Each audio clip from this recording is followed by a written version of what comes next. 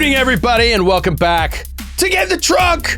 It is a pleasure to see you again. It's been a long week, but we're excited to be back, gathered around the virtual table to hang and play a little Delta Green. I am drinking a beverage that I've heard about a lot from you guys, particularly Troy and Sydney, but has not been part of my repertoire before. It's carbonated beverage called kombucha. Wow. And this is, I want to get your opinion. Well, I have two questions. Is that a Kirkland brand kombucha? First, I want your opinion on Costco Booch. That's insane. Go on. I love it. And then my second question is, and I'm not joking, what is kombucha? It's a fermented tea. It's a fermented tea, yeah. What does fermented mean? Just old? No, it's old tea. It's old tea. It's old. It gathers. I bought it because you guys always rave about it. I tried to buy it in a regular deli one time, and it was more expensive than a beer. So I was like, no thanks, and just bought a beer. And this was like, it was Costco, so it's cheaper. So I tried it. Do you like it? Yeah. What flavor are you rocking with? Ginger lemon. Oh, that's a classic. That's good. Yeah, Yes. I mean, it's fermented. You can ferment it with like the fruits or like ginger and stuff, and basically it adds the good bacteria, the good probiotic or prebiotic stuff. So it's good for you. Your gut biome. You're building your gut biome. It can aid in digestion. It's really good for you. It's also good to mix with beer. Is it really? Or is it bad to mix with beer? I did that once in Indianapolis during brunch. They had you mean literally booch. mix? Like a light beer? Yeah, like you make a shandy, a booch shandy. But by itself, dude, it's good. There was a time when, like, before I had health insurance, where it was like Advil and a kombucha was all I needed. This is my health plan. Yeah, this is Dr. Booch. Paging Dr. Booch. With his nurse practitioner, Motrin. I truly don't know what, like, when I think of fermentation or fermenting, all that means to me, I know nothing about it. So I assume it's just fruit that lays around. Like, that's all I know. So is it just like in water, and over time it dissolves and creates a carbonation? Eats the sugars and creates. It's like just like making beer. Sounds just like making beer. Yeah. When you make kombucha, I've made homemade kombucha, and it is like trad wife territory. You guys know trad wife? Traditional wife. It's very popular on Instagram. You make stuff from scratch, and then you're called a trad wife. But I'm in my trad wife era. I love making stuff. Kombucha is hard, though. You boil all the tea. You can use any tea. Normally you use like a black tea because it does the best with the sugars. And you just dump a fuck ton of sugar, like a lot of sugar. And you're like, just regular like Domino sugar from the grocery store. Like, granulated sugar. And you're like, this is too much sugar. But basically the tea, like Troy said, like the tea eats the sugar, and then you leave it in a big container in a dark cabinet. And then when you open it up later, this like disgusting looking film on the top has occurred, and it's called the mother. And it's like when you make yogurt, you can keep your mother, and you can like make more kombucha with the same mother, and it grows like a sourdough loaf. Yeah. It's like a sourdough starter. It's exactly the same. It grows like thicker and thicker. You can peel layers off and like give friends part of your mother, and they can make their own kombucha with your recipe. You can slice your arm open and pour mother into you. I am mother. So wait, you skim the mother off and then drink what's underneath it? The mother stays, and basically, mother I was going to say, that sounds like a bad mother. it's a bad mother. I'm just talking about bad mother. Talking about the booch. But you keep that, and it's basically a 2-step fermentation. So that's the first part, and then you bottle it, and then that's when you add like fruit, like pineapple, and you put it in the fridge, or you keep it in a cabinet, and then you put it in the fridge to stop the fermentation process. So it takes like a month. You constantly have to be like making new batches to keep it going. It's a whole thing, but it's awesome, and you learn a lot about the process. So did you do it one time and never again?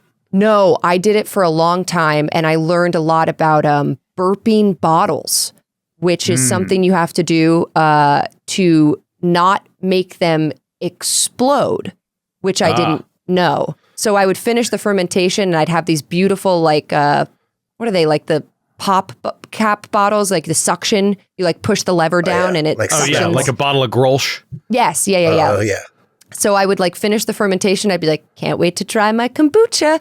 And I would open it and it would just shoot out to the ceiling, to the cabinets.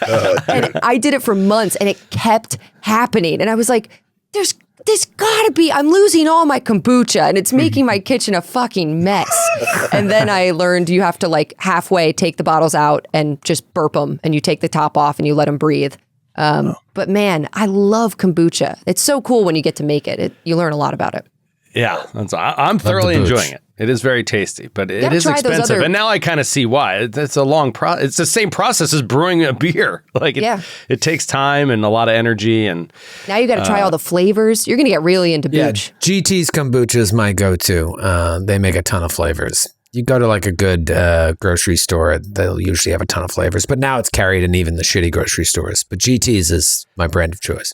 There's so many brands out there now too. Do you still regularly drink kombucha, Troy? I'll do it as do you have some every week or? When I'm trying to when the day's done and the kids are asleep, I need flavor. And so if I'm trying to all right, I don't want to have a beer tonight, I'll have a booch instead. Yeah. Because I just need flavor. It's a good alternative to a brewski.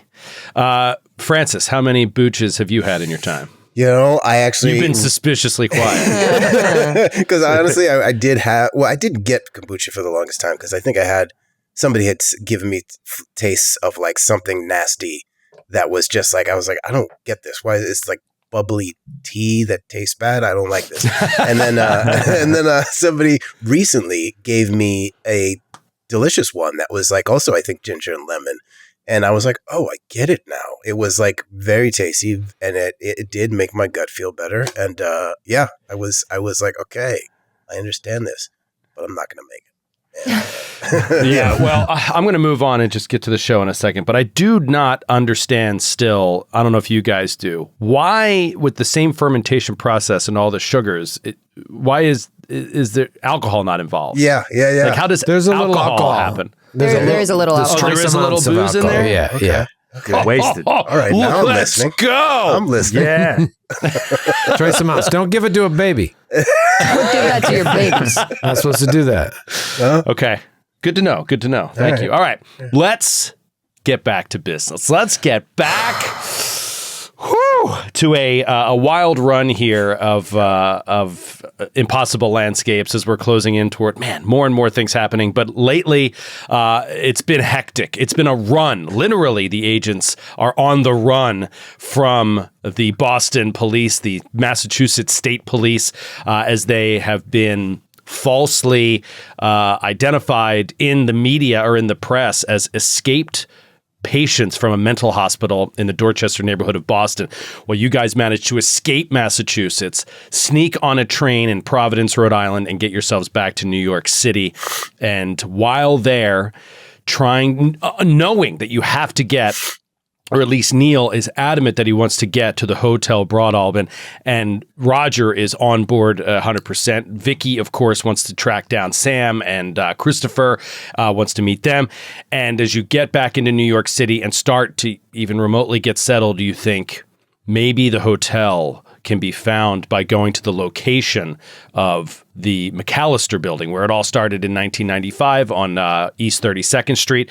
And so you head down there at like midnight, the night that you arrive, and you are attacked. You don't see the hotel anywhere, and you are attacked by gas mask wearing creatures of some kind, people, we think, but they seemed, after you managed to kill one or two of them, to be already dead. Very disturbing situation. And one of them looked like Christopher, and a third got away, ran off into the streets and was not found. Well, then police sirens started going off, and you guys had to flee the scene of this like gunfight that you got into. And while fleeing the scene, you decided to flee toward Madison Square Park, which is where you remembered from 1995 the location of the hotel was at one time. Now, in 1995, you went to this intersection at West 24th Street and 5th Avenue, right at Madison Square Park, and there was no Hotel Broadalbin there. You thought perhaps it was gone, like it used to be there back in the 50s or the 40s or whatever, and it's just not there anymore. But perhaps it has something to do with going there at night. Perhaps it has something to do with going there now at this moment in time with what is going on with you and where you're all at mentally. There are a lot of question marks, but we ended last week with you coming out into Madison Square Park in the shadow of the William Seward statue and looking across and seeing the exact hotel that was in the picture of the book that you looked at in the New York Public Library back in 1995. And you see these large lions acting as sort of like pillars on the sides of big double doors with a golden, not engraved. What's the word when it's like imprinted on glass? Like etched? It could be Gold etched. leaf? What's that? Gold leaf? I don't know. Yeah, maybe. But it's on the windows, I keep thinking embroidered, but it's not embroidered, but bees on the windows. Embossed? What's that? Embossed? More for paper, I think. The gold What do you leaf. call it when you paint on window? Like Stained glass? Oh. No, like paint. Painting. Engraved? Print. Old print. I don't know what the word I'm looking for is, but you see it there. And I said, outside you saw what looked like a bellhop of some kind in an old school uniform, red bellhop uniform with a little bellhop cap, short fella standing outside, arms, hands crossed in front of himself. And you see this from a distance, and we will just pick up right there, and you guys can tell me what you want to do. I want to go check in. A groan from Sydney. Well, I mean, we talked about last time, we were joking, but like Vicky is so tired and she needs to sleep. And part of her is like, we have to go to this hotel anyway. Yeah. Maybe we right can here. check in. Maybe we can get a room. Yeah. And Bobby recognizes this from when he was escaping the giant clown in the night floors there, or the insane asylum there, and he recognizes, and he's like, no, this is the way out. This is the way out, the way through.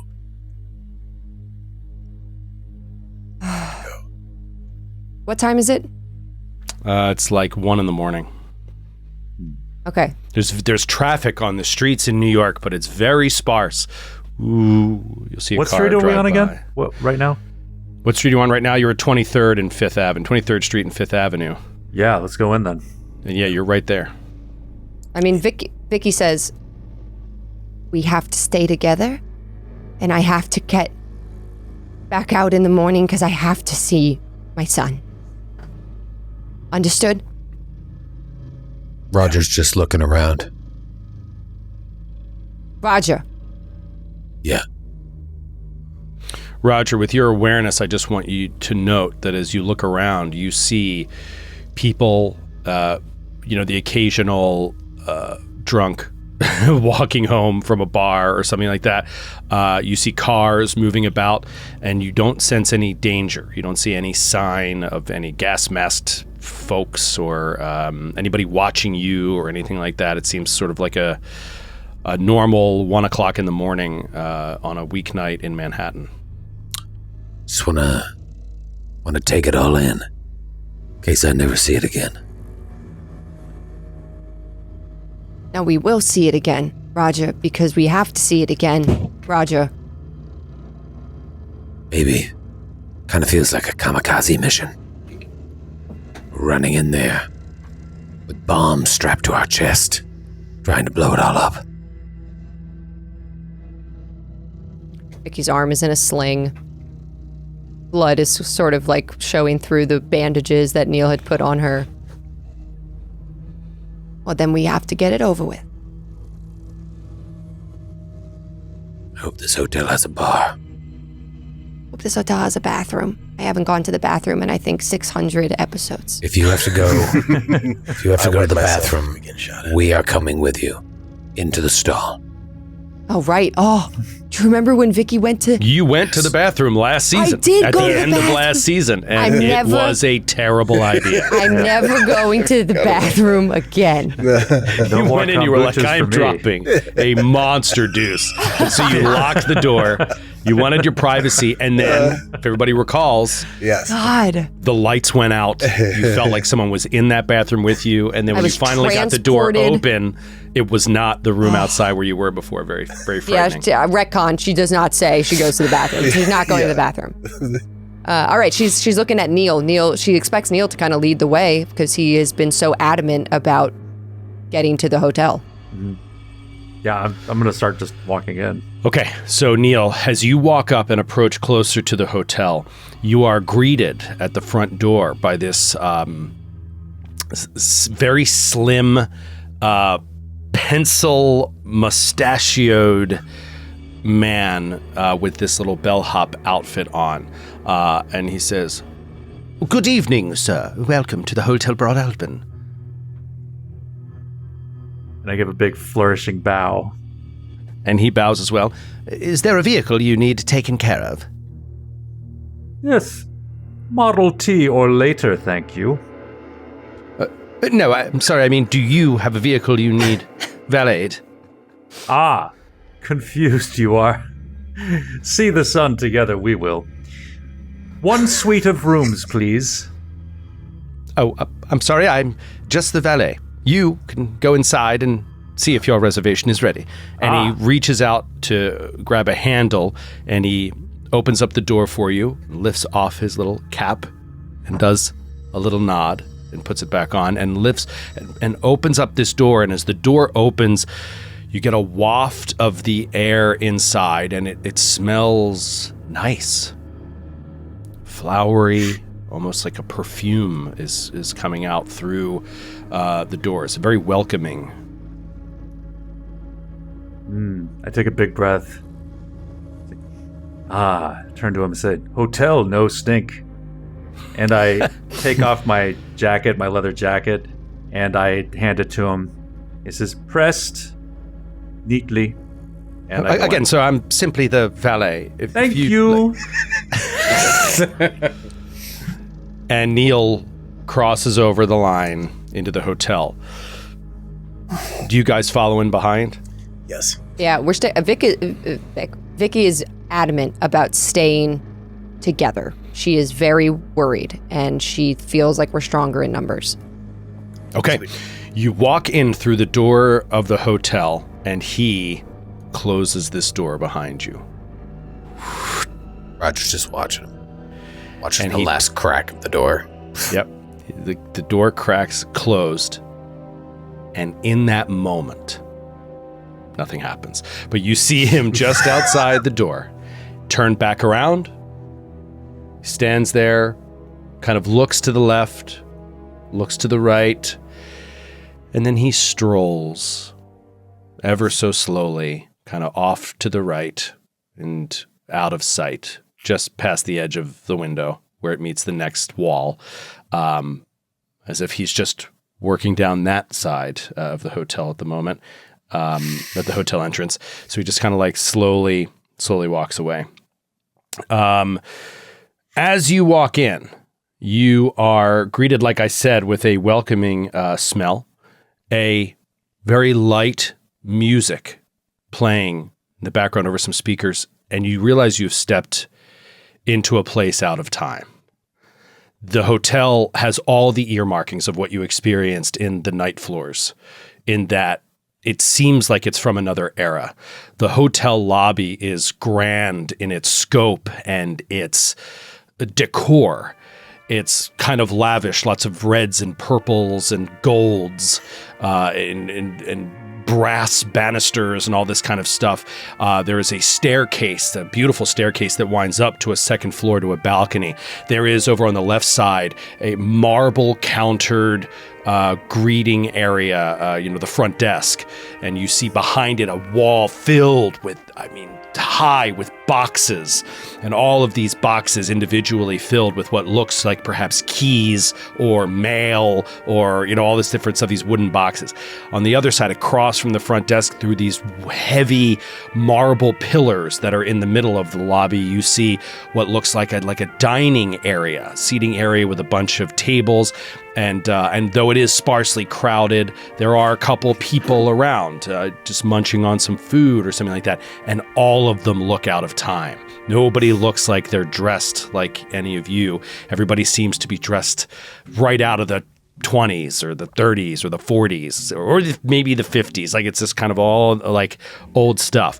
As far as like what it looks like from an architectural standpoint, without going into great detail, I would just say if you knew a little bit about this, perhaps you do, Neil, as an artist yourself, and maybe that transfers over into architecture a little bit. We talked a lot about Asa Darabandi in the first season and thought buildings and the architecture of his time and stuff like that.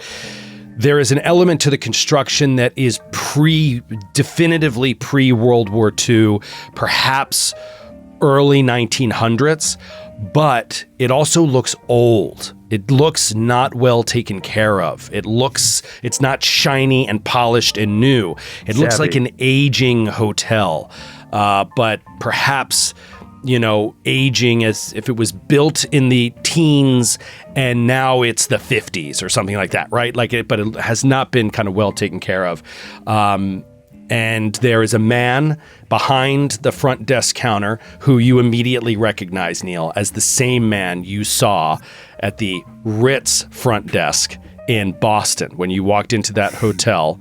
A man who called himself Elmer and, had his like slicked back hair and his mustache and was just politely talking with you. The others, though, hadn't seen this before. As you all take this in, your characters become, I want to say, you get this feeling like the night floors that you had experienced 20 years ago were the tip of the iceberg or a glimpse into something. When you walk into this space here, you feel like you are at the heart of all of that. You feel like you have entered a space that is not some transient glimpse of another area or an unnatural space. It's hard to describe, but you feel like you are actually there. Like there is no illusion here, and you are moving in a direction that is exactly where you want to be. If your desire is to free yourself of this, whatever is happening, it's happening here, or it's sourced through here, and you are on the right path. This kind of overwhelming feeling comes over you that everything that has happened ever since you were in Abigail's apartment, every piece of nonsense that you looked at in that room that made no sense 20 years ago, you feel like in this place you are for the first time, you could actually start putting all of the puzzle pieces together, and that it all moves through this space in some way as you see all these people and this era. It's like you've gotten to the source of where these things are happening, and you all immediately recover 1d10 sanity. So you get 1d10 sanity back immediately as this feeling washes over you. I love you are zoned in. Oh, Get out of here! 10. Huge for Holy Roger. shit. I was more worried about Bobby and Neil, but I got 7. 5.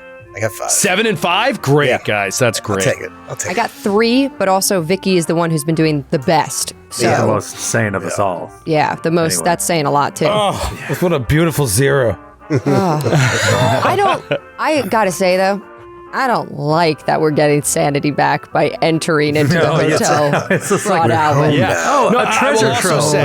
I'll also say it comes hand in hand with the knowledge that you are in the most dangerous situation you've ever been in. Yeah. But like you also feel like this is the right path. We're in the right place that we need to be to, get this shit out of our lives, basically. It puts like an enemy in front of you in a way. You know what I mean? That you can actually see and feel and taste and touch and Yeah, what did you say, Skid? He said a target. Yeah, a target. Yeah, something tangible. It's like, It's also like what's scarier, the enemy you know or the enemy you don't? Like, right. Just being able to attribute a shape to any sort of threat is automatically going to make you feel more, grounded.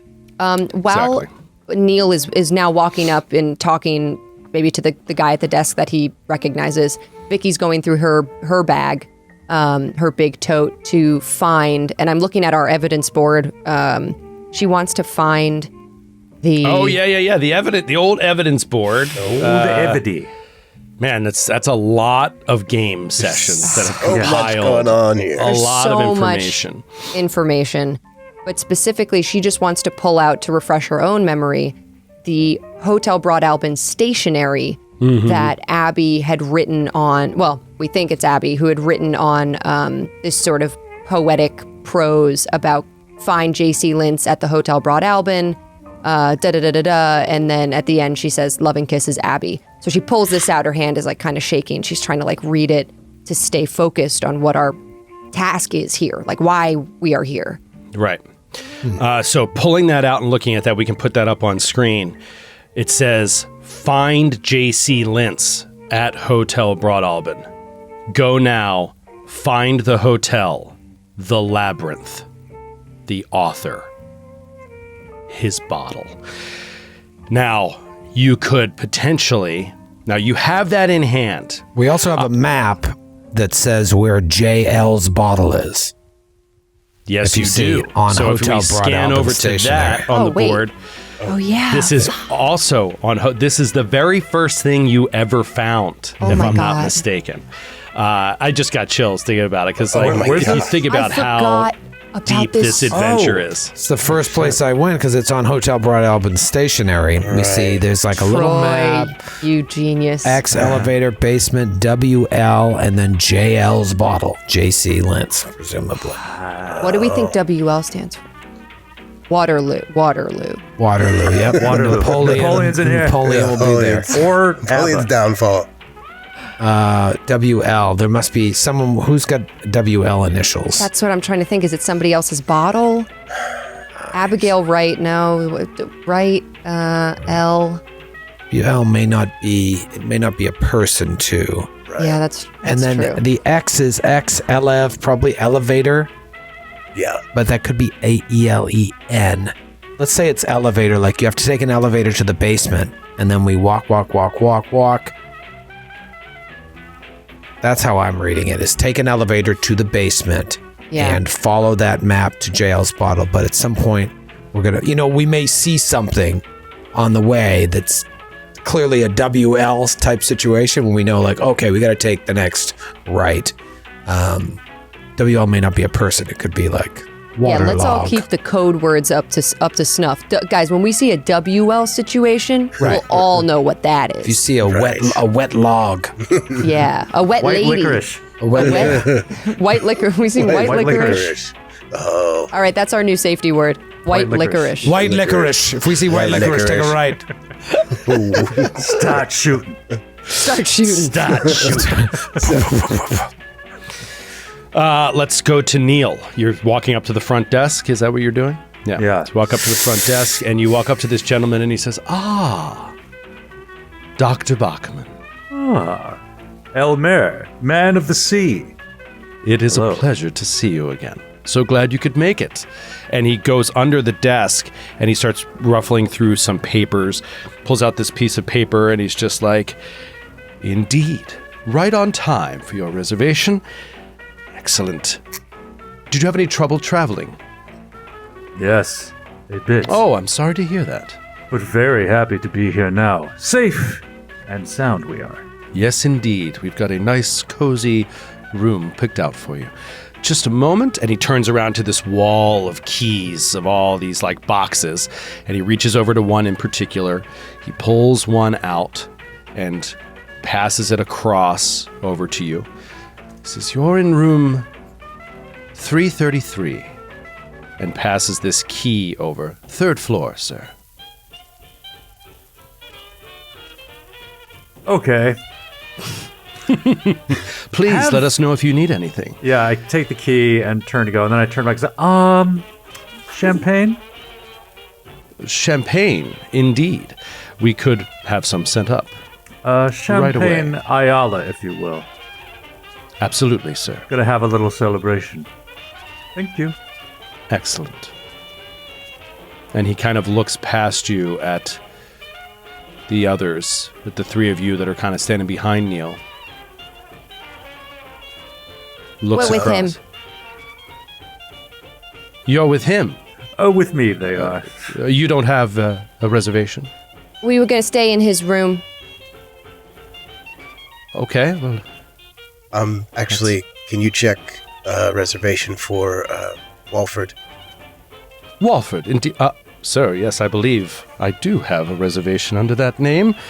Just a moment, and he reaches down, he goes through some papers, and he's just like, "Robert? Yes. Robert Walford, is that you?" Yes. "Yes, sir, you are not, you do not have a reservation. However, you are listed as the guest on a room of a Reuven Labolas." And immediately you recognize the name Lavallee. of the soldier that you were in that room with. In the dreams. Okay. That's crazy. For like a long period of time, you were trying to deconstruct the code, and he had the box. He had like, the backpack. Right. He's like, The radio. "You're listed as a guest on the room of Reuven Labolas?" Yes. I'll take my key now. Thank you. Certainly, sir. Turns around, grabs a key, passes it over to you, tells you the room number, 505. Comstone. Mr. and Mrs. Comstone. Ah, yes. Well, why didn't you say so? Mr. and Mrs. Comstone. We have you right here. Boom, boom, boom, boom. And he's like going through some paperwork after he had passed Bobby's key off to him. Sorry, just making a note here of how to destroy you real quick. Okay. He says, "Mr. and Mrs. Comstone, of course. Turns around, grabs a key off the wall, passes it across to you. Room 1080. 10th floor. Excuse me. And Vicky just looks so tired, and she's also in her 40s now. You can see, she's got the veins around her eyes that are kind of sticking out a little bit more, and she has more sunken features than she did in her youth. And in this lighting, this beautiful lighting, though, she just is feeling her age as she is exhausted. She could drop dead at any minute, being She could in her drop 40s dead. and all. I'm just saying, she was shot earlier, and she's really tired, and she's a little crazy. But she leans across the counter. Do you have a Sam Ricci? A Samuel Ricci? Samuel Ricci. Well, yes, we do, but I'm afraid that's not his real name. If you weren't aware. Yes, he told us at check-in. His real name is Murray Comstone, as it turns out, and he's here staying with his sister. And he starts, going and looking through some paperwork. He's like... Sorry. Yes, he came and said he was staying with his sister, Camille. Sister. That's gotta be a mistake. Sam is my son. He's my son. He doesn't have a sis. He doesn't have a course. sister. Well, yes, of course. Murray Comstone, Camille Comstone, son and daughter to Mr. and Mrs. Comstone. Roger flashes back to the first episode of Impossible Landscape season 3, where he's on the plane, and there's something about your daughter. Season 4 says you recognize the girl. She looked like your daughter, Camille. And Roger never had a daughter because he had his son, Cal, back in the other world. And that has always stuck with him. And now it's all come back to this moment. Wait. Roger never had a daughter. No, he just had Cal. But who talked about the daughter? It was on the plane that Roger was on. In the opening scene of Impossible Landscapes. We all remember that scene, but I don't remember this part of that That scene. struck me as like, you see your daughter, and I was like, I don't have a daughter, so I knew that something was changing. Right. It happened in that moment, and now, in episode 609, Camille Cumstone enters the scene. Enter Camille Cumstone. Wait, but like, logistically though, I'm like, is that also actually Vicky's kid, or like, is it Roger's kid with someone else? What's her name? Naomi? What's her name? Norma. Yeah, Norma. Like, is it another reality where you did have a daughter with Norma, and it's not Vicky's kid? Don't overthink it, honey. Vicky is looking wide-eyed. You're saying this in front of Elmer, Vicky? No, Vicky is looking wide-eyed at Roger because she doesn't know any of this. She doesn't know about this vision that Roger had or anything.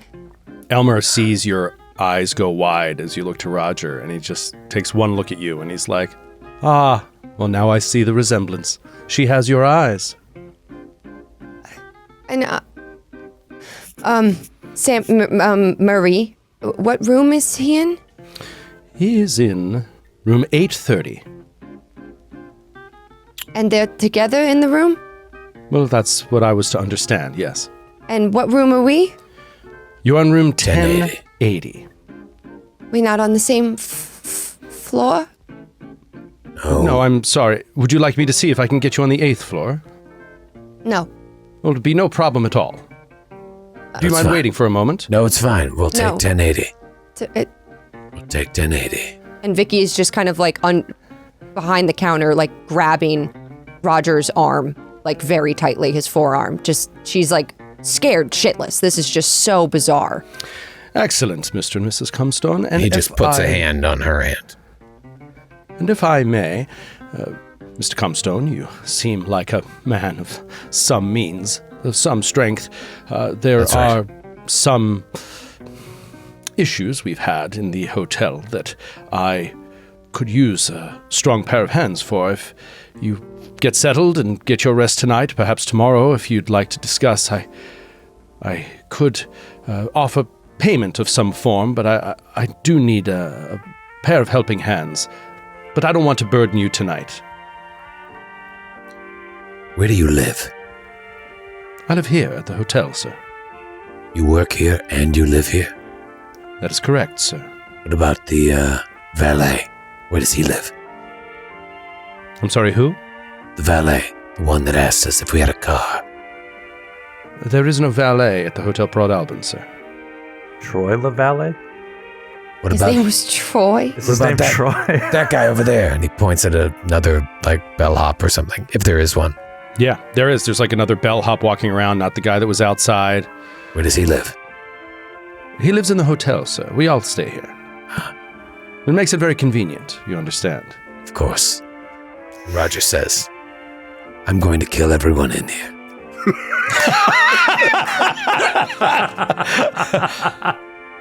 Well, I wish you luck, sir. And he kind of smiles and laughs. One more question. How many floors does this hotel have? This hotel has 46 floors, ma'am. And you know from when you were outside that it was about a 10-story building Right, Oh. of course. Of course. that you can Just like see. the 4th floor That of... Fuck. Is there an elevator? Yes, ma'am. Indeed, of course. Right over this way, past the dining room. And you see an elevator bank of like 3 elevators. Is there a 13th floor? I'm superstitious. No, of course not, ma'am. No 13th floor. Right. Neil? What room are you? Yes? Where's everybody's room? Neil is in 333. Bobby is in room 505. Bobby. I'm just typing this down so I don't forget, so I know where to find people. Oh God, we're gonna Well, get I mean, split up immediately. No, let's all convene in Neil's room. I think just to It's closest. Yeah. let's just go there first. Figure out what we're gonna do. We could also stop in and see Murray and Camille. Yeah, I mean, Good. Vicky needs to see her son. This is like so fucked up. Could be a trap. We could also go straight to the basement. Well, there's also really good champagne in my room. Oh, okay. So we've got basement, Neil's room with champagne, Murray and Camille. I feel like it's obvious. You should, hold on. And he says, can I inquire about something? Are you speaking to me, sir? Fucking obviously, you're the only one here. Sorry, I thought you had walked away. I'm back. Apologies, I was back, Jack. polishing keys. Is there You were saying anything, sir? Anything? Could I imagine this might be confidential, but this place is weird. Could I inquire as to another guest staying here? Another guest? Yes, sir. Is there a Christopher Ricci? I do not know that name, sir. Does Vicky hear you ask this, or did you walk away? I walked back, said that under my breath to him. I do not know that name, sir. I don't have a reservation under that name. If for any reason he checks in, would you let me know? And he looks at you long and meaningfully like you're sharing a secret. He says, "Of course, sir." Enjoy your stay, Mr. Comstone. Oh, I will.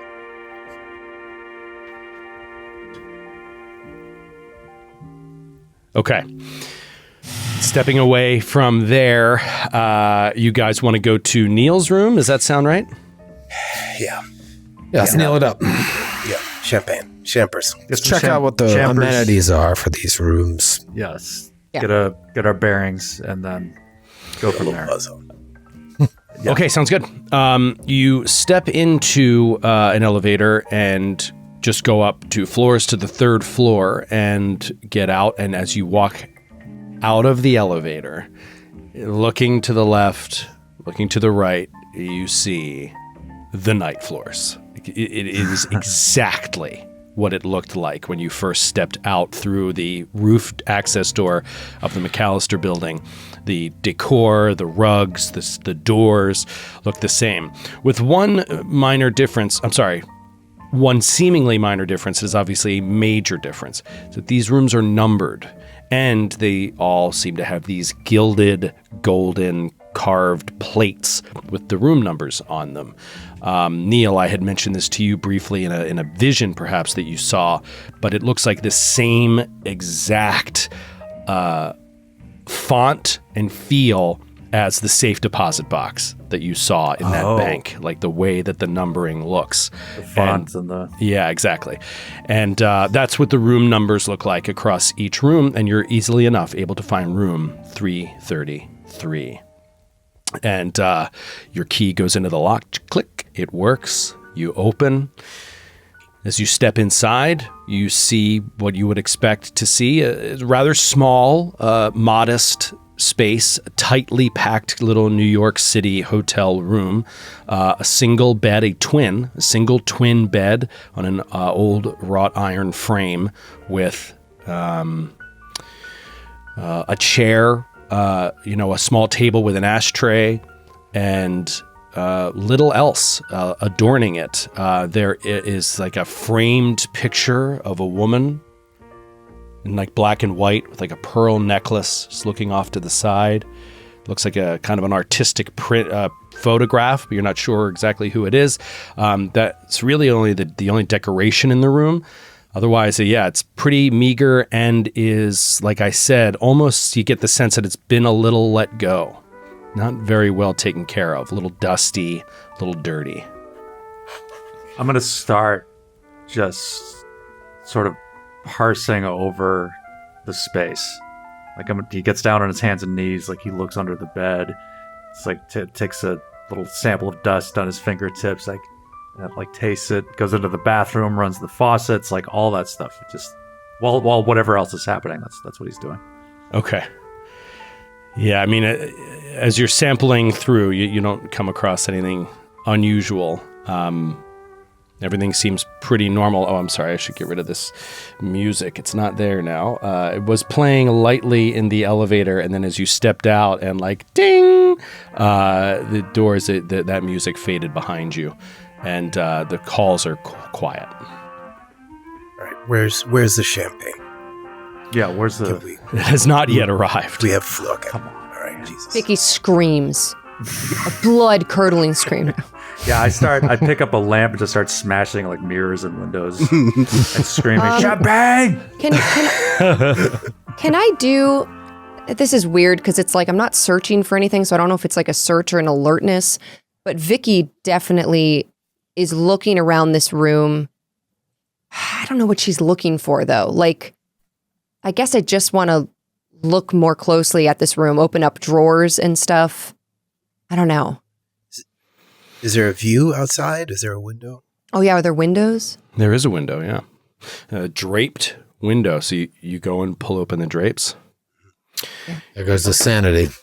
You pull open. You pull that you just got back. Francis said it. Francis said it. You see an elephant with 9 tusks walking on a river made of cream cheese. This is fine. This is fine. You come to this window, part the curtain, and you look out and you hear the vaguely honking horns and see the lights of New York City splayed out in front of you. You just walked up from. It looks modern? It looks modern. Actually, you're only on the 3rd floor, so you don't see much of anything. You just see another building immediately next to you. But then down on the street, you do see like a car goes by, modern car. Does not appear to be. Now, this is different from the night floors for sure. What is the same, what I meant to say is the same, if that wasn't clear, is just the paint on the walls, the rug, the door, all that kind of stuff. Right. Okay. Well, this is good. If we jump out of this window, we might go back to our world. Let's hope it doesn't come to that. Let's leave that as a last ditch option. Okay. We're here. We're here, and Vicky takes out the note again. Yeah. And we have to find JC and Lynch. Perhaps maybe we should see Sam before we go to the basement. Sam's and just here. reiterating that you're all completely exhausted. Yeah. Oh, right. I have to sleep. Yes. Yeah. Forgot about that. Also, Sam's not here. Do you think it's safe to go to our respective rooms and sleep? No. Maybe. I don't want to. Yeah. No. Okay. That's fine. I'm worried that we'll never find each other again. So we're just supposed to pile on top of each other on top of this twin bed? There's a single twin bed. Like the 7 fucking dwarfs. I call Big Spoon. Okay? Big Spoon. I think we're probably fine to retire to our respective rooms. This isn't the night floors. It's different. It's not the night for it's now, but if I fall asleep, what happens? We're I need trapped to here sleep. forever. I think Roger's right. I need to sleep. If I don't sleep, I'm not going to be any use. I can't think about anything right now. I don't sleep anymore. May I sit in a chair and watch you two sleep? Neil, I think Roger and I will go to our room. Bobby's down to stay awake because he's still jarred from that whole experience with the guys in the guns. So he wants to keep awake. So he says to Neil, let's wait for the champagne. Good. We'll smoke some cigarettes. Good, yes. We smoke. Yeah. And he pulls out a little thing of methamphetamines. Nice. Bag. Score. You guys really are perfect for each other. Yeah, I know. This drug's going. Pass them around. He has a pack of cards too. He pulls out a pack of like bicycle playing cards. Excellent. And the meth. And the mess. Friday already?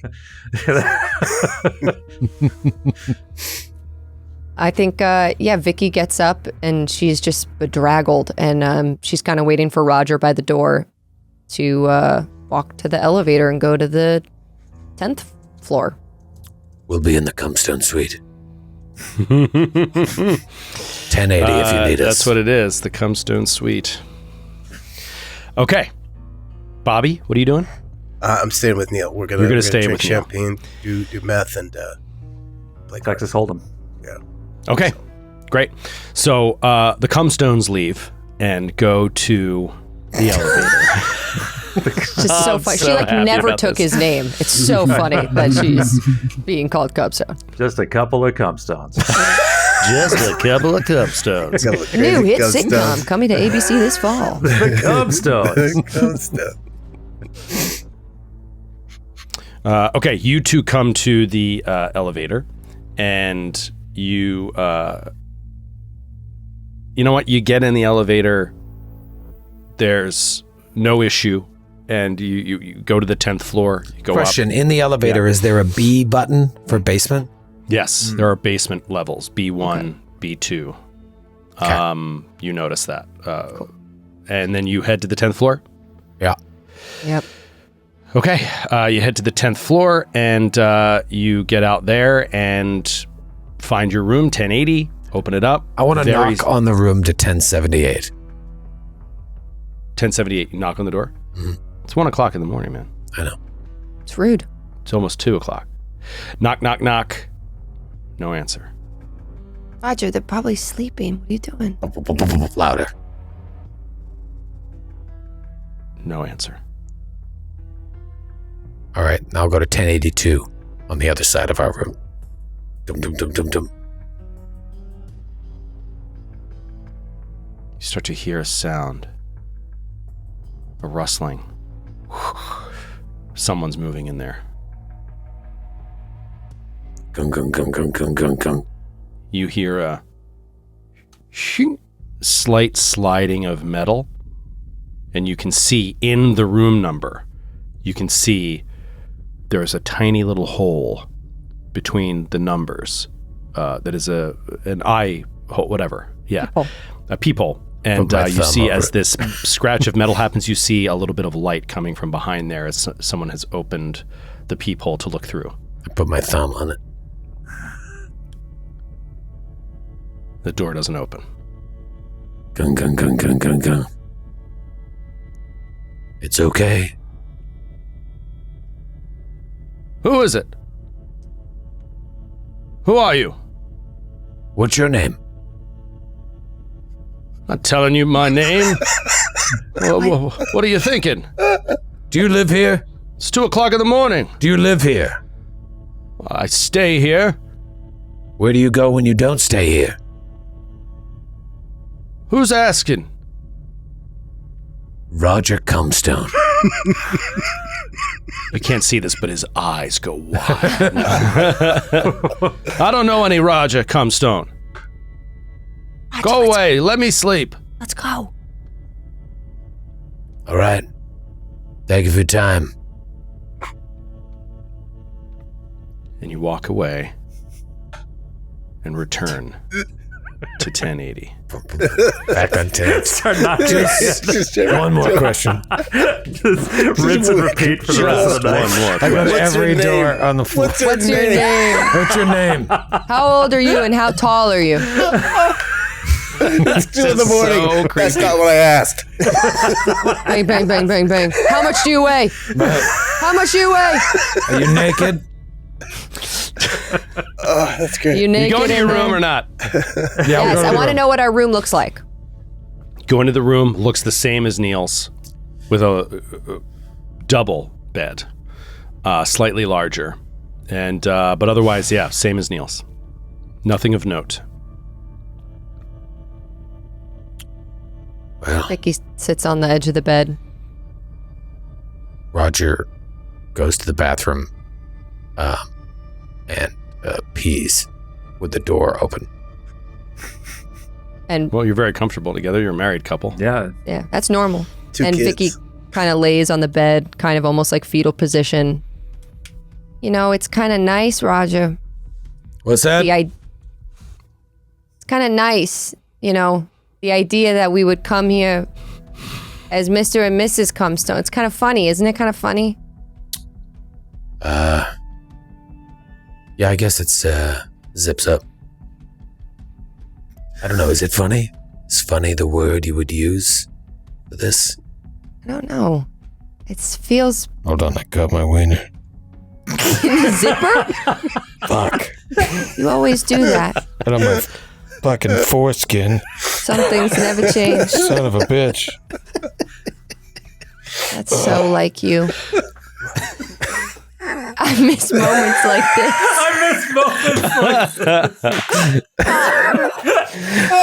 Fuck. God, it's so funny. I miss moments like this. I'm sorry, yeah. I don't know if I would use the word funny. I think it's funny. I think it's, you know, in another world, we would come to a hotel in New York, just us, to get away, you know, on a staycation. We would book a hotel, and it would be one maybe like this. We would come here together. Roger, I just think it's kind of up. funny. And she's like wiping a tear. Do you ever think that maybe there's a world where you and I are still together No. and happy? What? Like a different version of this world where you and I are together. Because I think there's a version where I'm with someone else. I mean, yeah, sure. When we got separated, I thought about that. You know, what's timelines, whatever. People say like, oh, you make a decision and you step on a butterfly. I thought maybe if we stayed together, what would I be doing? Where would my life be? Would we have another kid? Would it be a girl? And she's like wiping another tear. I don't know. What's to say that it's not right?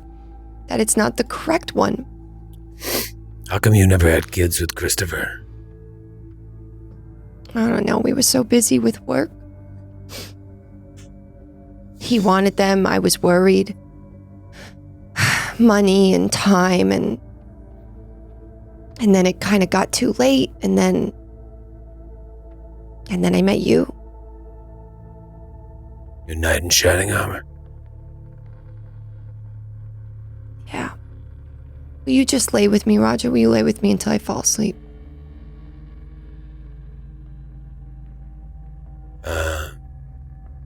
Yeah. Thanks. And she just lays down, and as he lays down, she, you know, just his hulking body. She just like she manages curls to up. hug almost 30% of his torso. Yeah. The full stretch of her arms. Be careful, be careful. I hurt down there. So she was going for it? Like, No, I mean, immediately? She just, the Yeah. way she positioned herself. Right on Easy, the easy. penis. Right in my head, right on the tip. It's like one of Louis XIV's pillows.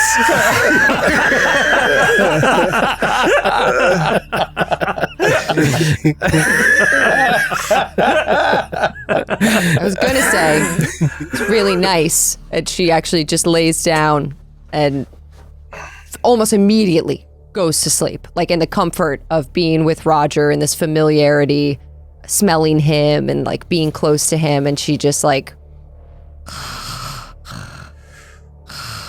When she's asleep, Roger like pulls his arm away from her and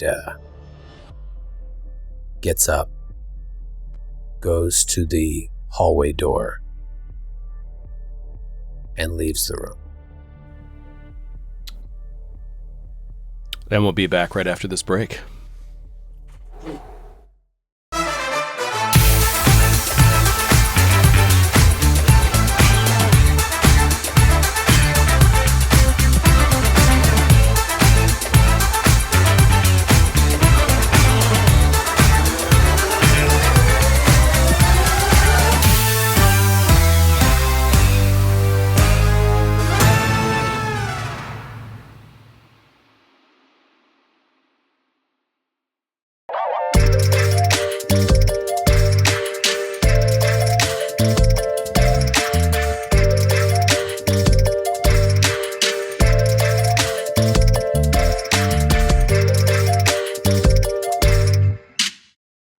welcome back.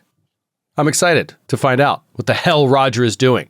Can't Roger ever just go to sleep? But I wonder if now is the time for more investigation on Roger's part, or if he begins in this moment slowly killing every single resident of the hotel. Methodically. Let's find out right now. The door closes. Click quietly enough, but Vicky is not rustled at all, and she stays completely asleep. And then let's just cut into the hallway to Roger. What is he doing? Roger's walking towards the stairwell, and assuming there is one. Keeps walking. You see a sign. It says stare, like a very old school sign.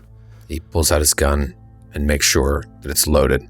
He's kind of checking that as he walks towards the stairwell. Shoves it back in his pants. And he goes to the stairwell, opens the door, and descends to the 8th floor. Okay. Walks down the steps, 2 floors, re-enters on the 8th. And he walks up to Murray and Camille's room. I think it was 808, or was it 3? 8:30. 8:30. Was it 8:30? It was 8:30. Mhm. Yeah. I think that's what I heard. I wrote it down. We see him slowly walking down the hall. Is your gun in your hand, or is it back in your waistband? I'd say it's in his hand behind his back. In his hand, behind his back. First Safety he on? Safety off. Safety off. You gonna shoot your children? He first he knocks on 832. Sounds like a plan. Just knocks with the butt of the gun. What's your name? What's your name? What's your name? As soon as the eye hole opens, bang! Put the bullet right through the peephole. He walks up to room 830. We see you standing out front of it. We see a shot from the back. We see a gun in your hand behind your back, and you're standing there in front of the door.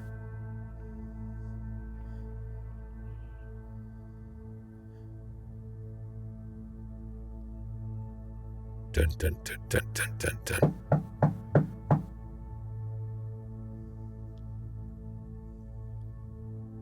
You hear nothing. Bum, bum, bum, bum, bum, bum, bum, bum, bum, bum, louder and longer.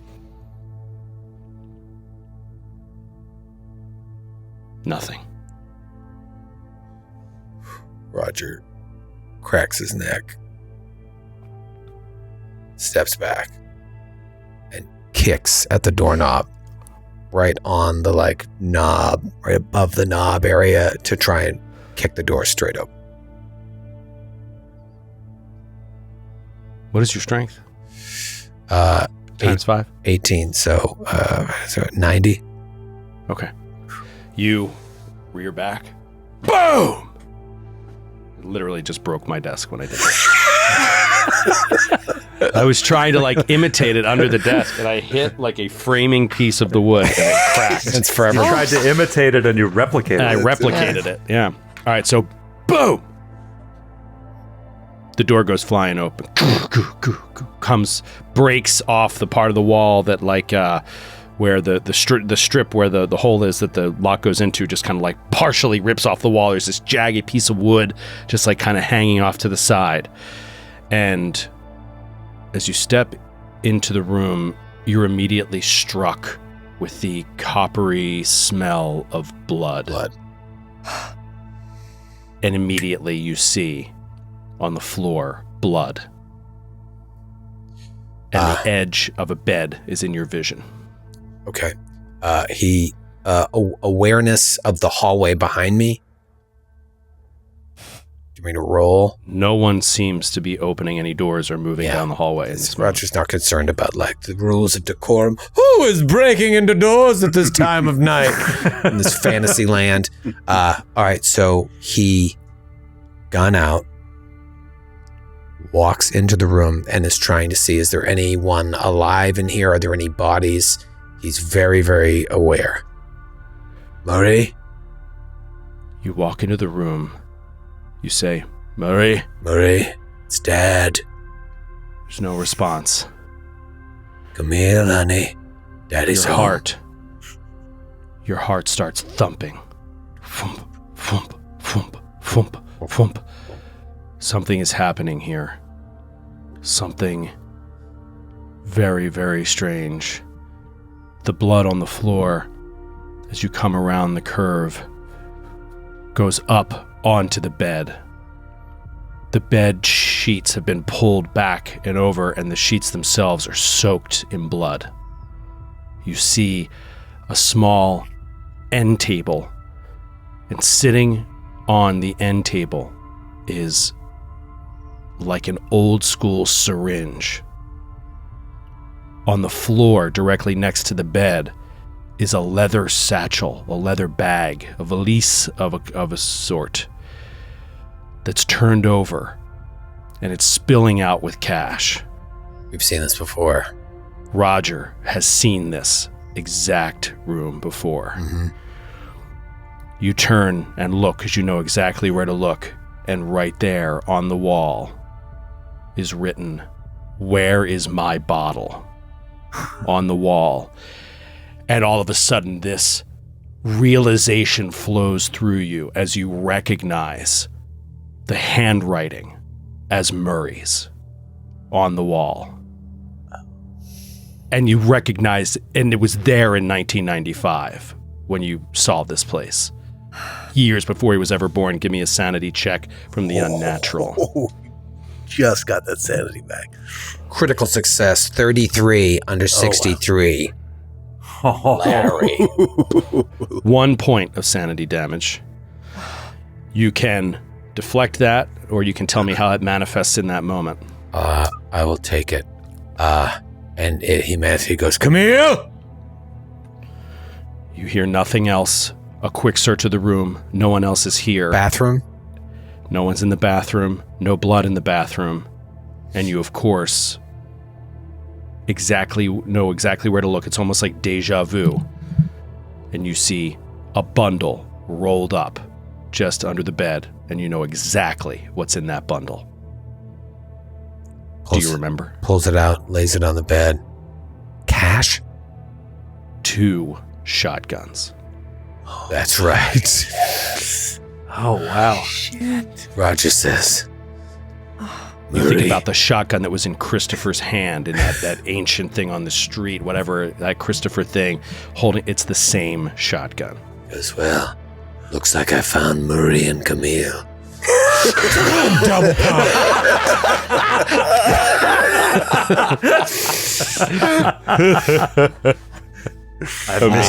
He goes over to the syringe. When he first saw these back on the ninth floors, he assumed drugs. But now he sees these and he's taken back to the hospital.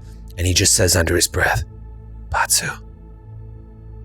And he goes to pick up the syringe and look is there anything in it? There is a residue of some material in there, and it does not look like Patsu. It doesn't look like Does it red. smell like anything? Does it smell like... I'm not sure what your medicinal knowledge is. Yeah, your not pharmaceutical great. knowledge. Take it to the It's not a smell you recognize, I'll say that. All right. I'll do a search just to make sure I didn't miss anything, and because then I'll fail it and get to check the box, which I did. And then you just see the hallway with the broken door, and Roger steps out with 2 shotguns.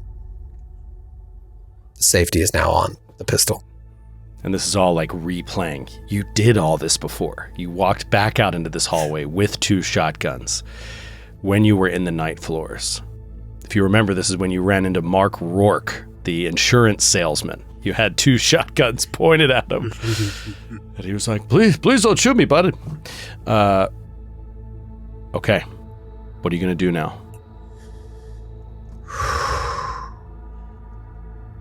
Go back to the stairwell and up to room 10 and go into my room and lie next to Vicky. Okay.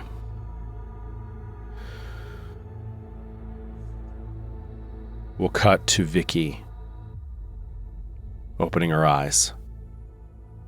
And there's light pouring in through the window.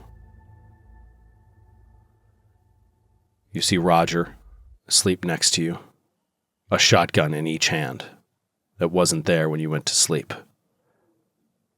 I'm just kidding. Are there shotguns in your hand? Did you stow them? Just sleep. Did he sleep with them? Gross. One of the shotguns is pushed up against your face, like the muzzle. And you're just like, what in the... So you wake up and Roger's still asleep. It's early. Feels like, 6 a.m, but that low sun in New York just rising up is kind of cutting into the window. Yeah, she's going to do the same thing, like move the shotgun off of her slowly as to not disturb Roger. She's going to splash some water on her face in the bathroom. And you're struck with pain. As you start to splash, you remember that your collarbone has basically been broken and hasn't been set. She goes... The sling stabilized it enough that it wasn't painful, but as soon as you slept and took that off, it swelled, and it's just in bad shape. Yeah, she's going to need Neil to, help her today to try to make this livable. But Go ahead and roll 1d6 willpower points to recover for your night's rest. I needed that. Okay. Neil and Bobby, we'll come back to you in a second, but you guys both have sleep disorders, so you guys would have a hard enough time even without the champagne party. So you have to make a sanity check, right? You have to make a sanity check to see if you can sleep. Yeah. That's how the... Okay. Shit.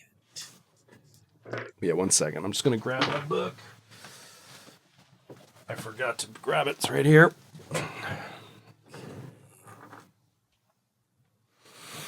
Okay.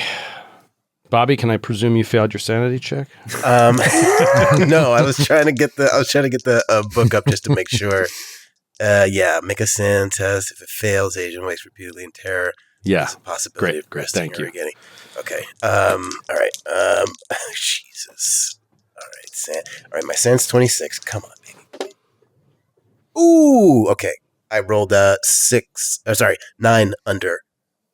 Phenomenal. Under So you get a 26. full night's sleep. Go ahead and roll a D6 for... D6. Wait, your SAN is 26 after getting 5 back? You were at 21? Yeah, I was at 21, man. I was it was the guys with the gas mask, just before the guys with the gas mask. To the breaking point. All right.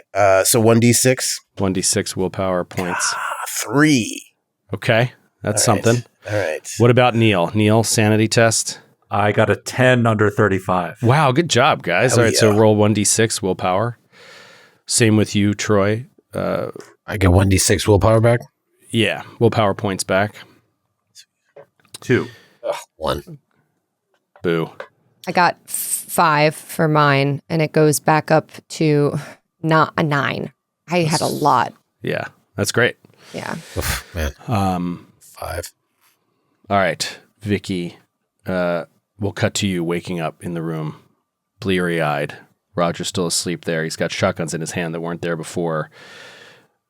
You have this vague image of him walking through this hotel or through the night floors with 2 shotguns 20 years ago. Strange image. You wonder if you're dreaming, but you're awake. She's going to do the exact same thing Roger did. She is going to leave the room. Sneak out. With her gun, Roll a stealth opposed by Roger's. I was going to say, Roger. This is going to be tough. this is great. I'll be able to check off my stealth because I'm going to fail. Do you want to roll opposed alertness? Oh Yeah. my God. Alertness. I mean, I actually rolled under my stealth. I wish I failed. I rolled a 12 under 14. And I actually rolled a 6 under 86. So you win, Vicky. Wow. Amazing. Outfoxed the cum stone. Wow. He's in a deep sleep. Yeah. Damn. Wow. I never thought she'd be able to sneak out without waking Roger. And you come out into the hallway. You do the exact same thing? Yeah, she wants to come out into the hall. Well, this is going to look a lot different to you because you're going to come to the room and see a door broken in, blood everywhere. And Roger's got 2 shotguns. Yeah, but there's no evidence those shotguns came from here. Right. It looks like somebody broke in. Yeah, what has he done? Like, Killed Murray. I mean, she wants to go to check in on him.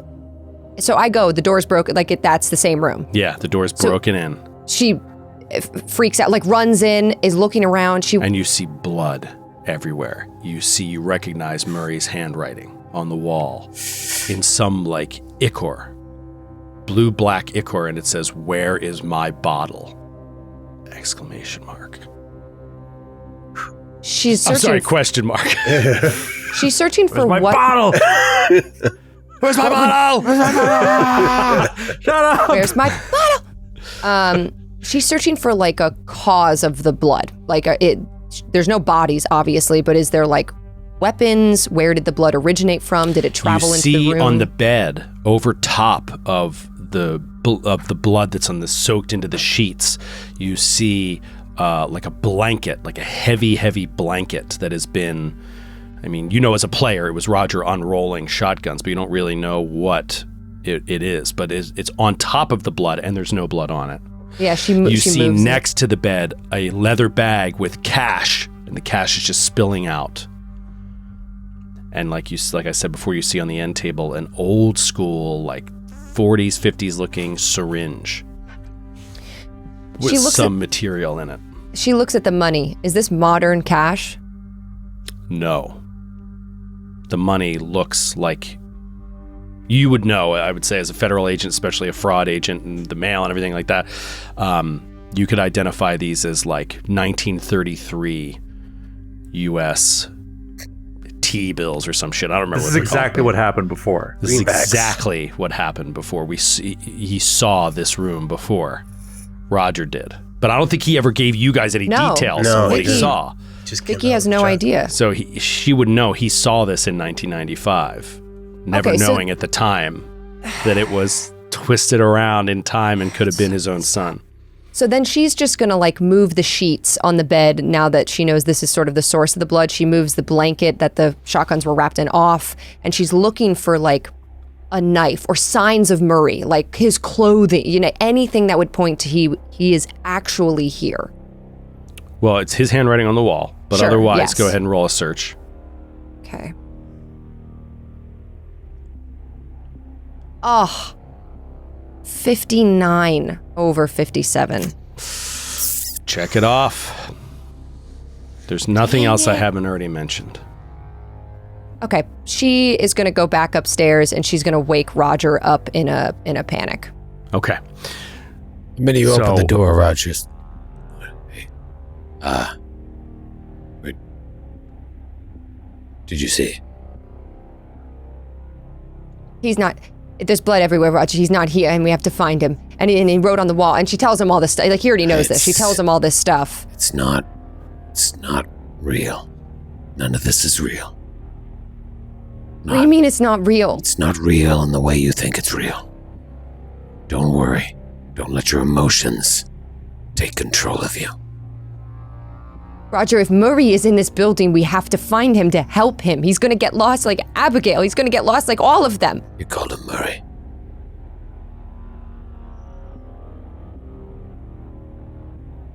Are you going to help me, Roger? Yes. But you have to trust me. I can see through the veil.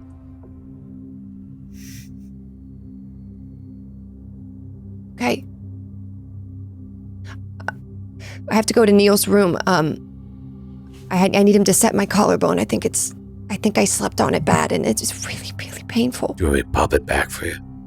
No, I want Neil to pop it back for me because he's a doctor, Roger. He's also insane. That's Dr. Insane to you. That's Dr. Insane. That's Dr. Crazy. I can pop it back. It's not a big deal. Just go. I want to check that we can still get to Neil's room and check on Bobby. I don't want to get lost. We have to meet back up with them. Just saying I can Bobby. Roger. I'd rather have Neil do it. Backwards talking Yoda.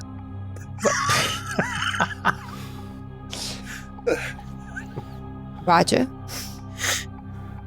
Let it go. All right, let's cut to Bobby and Neil. Bobby and Neil, we come a shot into the room, and Neil is in a chair. Bobby is laying in bed, and both of you are sound asleep. Yeah. I feel like Bobby's got a cigarette burning down in his fingers. Yeah. Ow.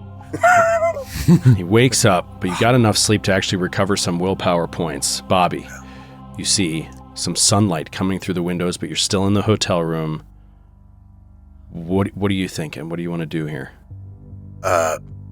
Neil's still asleep? Yeah, he's just in the chair with his chin in his chest, just kind of... Bobby's just gonna get his bearings, take a breath and remember where he is. And he reaches into his pocket, and he's still got the room 505 key. Mm-hmm. And he's looking at it, and he's remembering Lavallee, and he's like, he's gonna hold on to it for a second, and he's gonna wake up Neil gently. Okay. We see Bobby touching Neil's shoulder, and Neil, you wake up. Easy. Wakes up from the night terrors. Easy. We got some sleep. Are you Oh, sorry. Real quick. Yeah. Neil, you dream intensely again of these long tunnels of brick underground and these shapes of bottles along the walls and turning into one that is its own sort of like small room, a bottle at the end of it that says JC Lintz on it. Like you see this again, and now it's even in more vivid detail, and you know you're close. You're getting close. And I grab Bobby by the shirt front. And I say, the basement. Okay. Bottle the basement now. Oh, okay. Now. All right, you're surprisingly strong. Yeah. All right. Let's get the others and we'll go now. Yeah. Yes. And I gather up my playing cards scattered all over the table. There's an empty bottle of champagne on the ground. Yeah. You guys stink of booze. Pop a couple Dregs. more methamphetamines. Yeah. Pop a few breakfast. more pills. Put And on then- some cornflakes. Yeah. And at that And moment, you hear a knock on your door.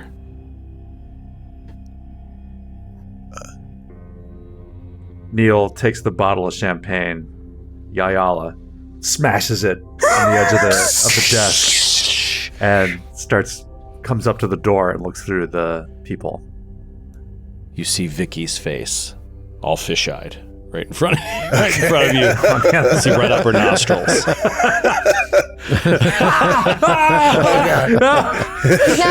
Roger's not answering. She's not through the door. Wet lady. White licorice. White licorice. I open the door. You open the door to see Vicky looking in pain, holding up her arm in a sling, rubbing her bad shoulder. Roger just behind her with 2 shotguns. Okay, now I know everything's okay. So he Tosses the bottle, impaling Bobby in the chest, killing him instantly. And I escort Vicky into the room and take out my bag and start trying to treat her arm. Yeah, she tells Neil, and in so much pain. Okay. Go ahead and give me is it first aid? I can't remember. Let's fix this for good. Let's do surgery. Surgery. Yeah. Oh, wow. Do surgery. Damn. Plenty of bottle shards left over. Troy, I'm sorry. Did either of you ever bring him the syringe? Did you take the syringe or just leave it? I didn't say I took it. Vicky probably took it. I mean, Does Vicky roll sanity on seeing Murray's handwriting, by the way? Oh, no. Yeah, you got to roll sanity for that. I apologize. Sorry. I kept thinking you didn't have to roll it because you were hadn't seen it before, but I forgot about Murray's handwriting. That was a moment for you. Yeah. All right. Fine. Here we go. Oh, 26 under 58. Ooh, nice. Okay, 1 point of sanity damage. And do you take the syringe, or did you leave it? I think she's taking anything that was evidence, and there really wasn't a lot there. So maybe she takes a bag few full of money. She takes a few of the bills, and so she's not all the bills. just one of the things of bills. She takes like a few stacks of them. This looks like an expensive hotel. She removes all the wallpaper from the room. This will pay for our night here. And she takes the syringe as well. And then she produces that evidence while Neil is like helping her. She takes it out of her bag and she goes, I went to Murray's room and there's blood everywhere. And he wrote on the wall, but Roger says it's not him.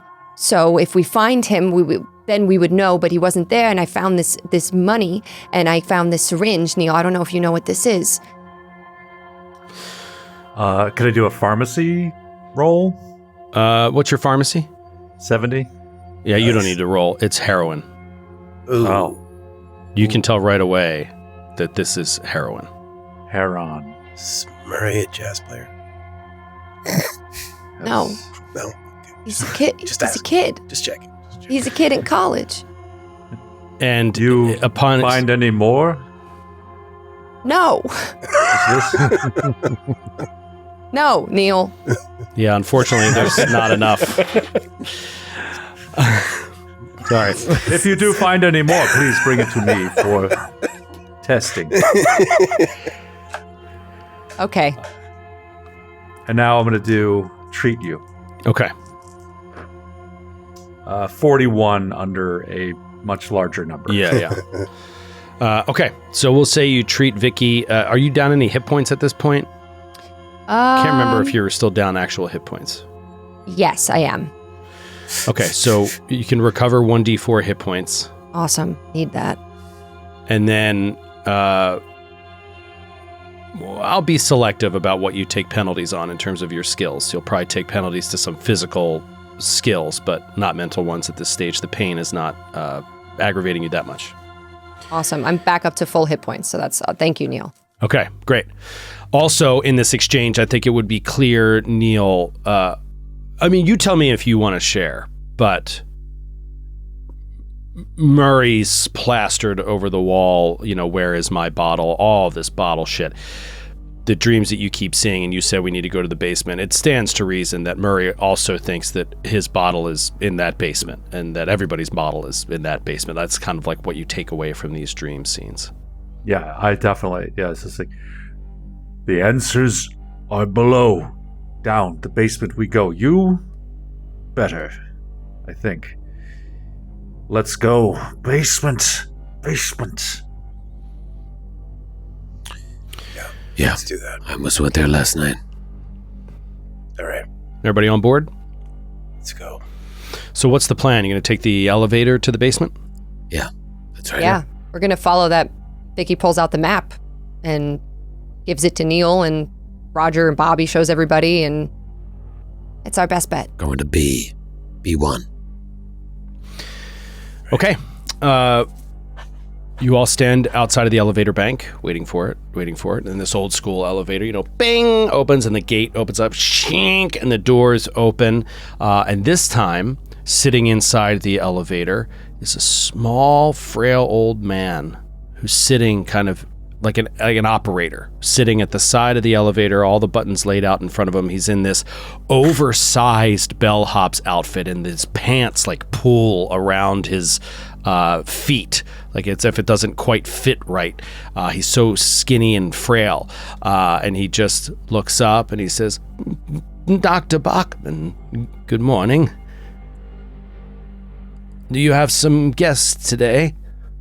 As you start like stepping into the elevator, and you recognize this guy. You saw this guy in the Ritz elevator in Boston, and I think Vicky was with you, just Vicky. And Vicky, you didn't see anybody. I think I was there now too. You fully see this like older man, this older elevator operator inside the elevator who seems to recognize Neil, but not you. Did I get his name? I can't remember, but you could ask him now. I didn't catch your name, friend. Well, it's Charlie, Dr. Bachman. Charlie. You don't remember Charlie? I remember you, Charlie. To the lobby today, sir. You're heading out for the day. Yes. Might I say, you're looking mighty frail today, Charlie. Oh, well, I can't keep anything down right now. I have some sort of a flu. Here, take these. And I give him a bottle of poison. Here, murder You'll be right as rain in a few hours. This is medicine, Dr. Bachman. Yes, good medicine. Well, I should thank you with perhaps a dinner. And he presses the lobby button. Actually, Charlie. No. Yeah. The doors start to close. Yeah, what is it, sir? B. B for basement. B. Oh, the basement today. Okay. And he presses the B button. So this thing starts going down. Obviously not for long. You're going from Neil's floor. It goes into the lobby and opens up. The gate opens. The doors open. And he's like, sorry, sir, just a moment. And you're waiting for the doors to close. As you do, Neil, you see something rather strange. Across the lobby from where you are, some distance, in the dining hall area, seated in an oversized, like, leather chair, and, like, weirdly kind of sleeping, you see an older, middle-aged to older man in a prisoner's uniform,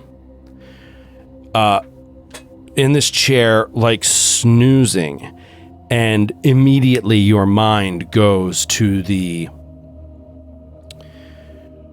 horror of running from the clown in the backstage area underneath the thing when everybody was seeing a lot of strange things. And in that moment, over a gap in the distance, you saw a man in prisoner outfit, like, wave to you. And you see this exact man in that moment, just like taking a snooze in a chair in the dining area, and bing, the doors close again. But you definitely recognize him as sitting there. And what floor? That was the lobby? It was floor? in the lobby, yeah. Just like sitting in the dining room. And the doors close, bing, and the elevator begins to descend. It gets down to the basement level. Basement level, sir. Opens up. Charlie's like, this is my level.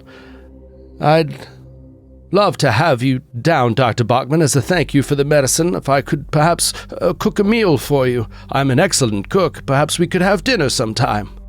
Oh, yes. I am a big fan of salads. Excellent. I'll make you a salad. Perhaps tonight. Are you free tonight? Yes, tonight. You should have just enough time. Excellent. Well, I'll take this medicine right away and make sure that I am ready to go for dinner tonight. Wonderful, Charlie. Shall we say 4:30? 4:30. The gentleman's hour of salad. That's what they call it. That's what they call it. That's Emily Post. That's what the whole chapter on it. But the elevator door opens and he, clearly gives you just waves his hand saying, you can head off this way. Bye. Bye. Forever. Yeah, bye forever. Bye forever. Jesus Christ. We all know it's poison, and we all stood there in silence as Neil poisoned the elevator operator. If he wasn't going to take us to the basement, I was going to slam his head through the elevator wall. Yeah. Press it into all the buttons. Yeah, I was fine with him You just poisoning. can't let an old person live in this game. Yeah, Roger has killed every person like over 70. They're all in this complicit. game. He's killed them. They're all complicit in the masquerade. Elder abuse green. Hey. Yeah, elder abuse green. you come out of the elevator, and the basement, perhaps not what you expect at first. It does not appear to just be stone or brick. It's not what you had seen in your dreams, Neil. This appears to be a slightly more rugged, slightly more unfinished area of hotel that still has rooms and stuff like that. As you're walking, perhaps the carpet isn't as nice, or the floors are not as finished, or the walls are not as finished, but and the numbers on the rooms are not this kind of gold etched, kind of pretty looking vibe. You get, these kind of just like very functional, tin little signs of the numbers on each room. And you're walking past, perhaps looking for an entrance into this other area, when you come across one room that is open, where the door is open. Who's walking in front? Is it Neil? Is it Roger? Who's like leading the way down this hallway? Yeah, you can go about 2 wide in this hallway. I mean, I'll probably be in front. I'll be next to It was my insistence original insistence that we I'll be next to here, Neil. All right, so the two of you are walking along, and you notice that one of these rooms is open. The door is just sitting open. And looking inside, as you're passing through, you can't help but see a man sitting near the back of this room. The room is almost completely empty. There's just raw wooden floorboards on the floor. And you see very little furniture, perhaps a single wooden dining room chair that is, very simple, very plain. But then this man is seated in the back in another chair, kind of hunched over. And he's wearing what looks to be a vest, like a 3-piece suit without the jacket on, right? That's kind of the vibe you're getting, like a white dress shirt with a tannish, dark brown vest on behind it. And you see dress pants that go down to some buckled loafers on these brown shoes. And you see this from behind. This man is hunkered over some sort of a metal tub of some kind, like a huge pail, really, like a metal vat of some kind. And he's just kind of like hunched over, leaning, and is just sort of wheezing a bit, like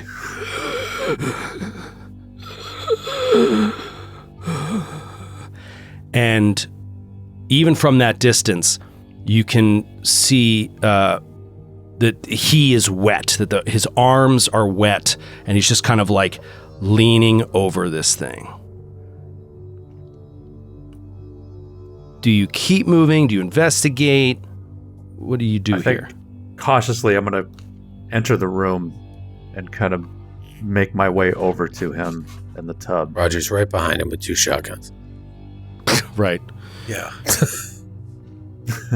Neil, you slowly begin to walk up to this man. You see he's got thick black hair that is kind of spiraled down in front of his eyes a little bit, and it's all a little bit wet. As you get up closer, you see that indeed this is some sort of a tub, a washing tub of some kind, and it is filled pretty close to the brim with a murky kind of water. And he's leaned over, wheezing, and maybe slightly crying, as walking kind of around the man, you see floating in the water small feet of what looks like a child. I knew it. And we'll see you next time. I knew it. I didn't want to say anything and interrupt the action. It's Asa Darabani. It's Asa Darabani. I knew Oh my it. God. It's Asa Darabani, the girl. Yes, the kids. The kids. Oh my God. Oh, Asa. This is a nightmare. Click, click. This is a nightmare. Yeah, This is a exactly. nightmare. 2 shotguns to the back. But we'll see. We'll see next week what you guys do. This is wild. Oh my God. It's horrifying.